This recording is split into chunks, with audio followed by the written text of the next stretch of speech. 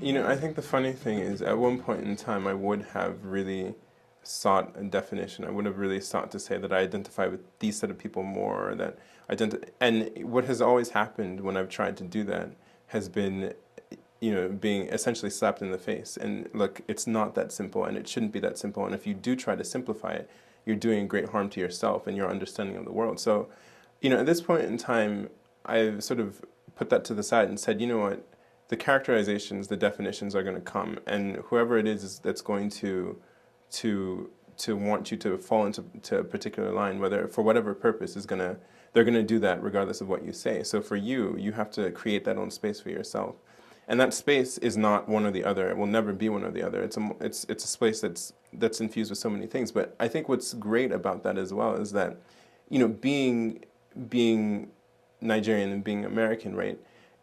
You understand, I mean, like, you begin to understand that it gets really, really absurd, because being American, right, is being influenced by so many different cultures, so many different traditions that have come into this country from, you know, whether they were here to start with or whether they have come in through immigrants, right?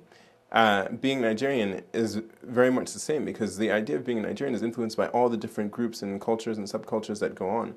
And then you add to the fact that there's a whole relation between Nigeria and, for example, the UK, which colonized Nigeria, and then now growing connections between Nigeria and the United States, right? And American culture, through whether it's through hip hop music or movies, films, whatever, have come in and are now starting to influence the way that people think. So the idea of what it means to be Nigerian is actually, it's a very fractured thing. It's a melange of things, and it seems different, okay, because everybody in Nigeria tends to have brown skin, right? That doesn't necessarily mean everyone's the same. Here, you see the differences more, right? But at the same time, people like to sort of smooth over that with, oh, we're American.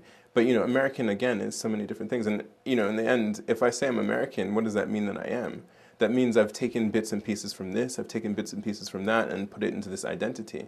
So I just, you know, I say, like, for purposes of travel and characterization, right, if I have to show a passport, I'll show which passport is most necessary, right? But when it comes down to what I think I am and how I perceive myself, I think, you know, acknowledging that it's a whole, like a multiplicity of things, allows me to better relate to myself and to other people, and to better deal with the world, you know, as a whole, I think.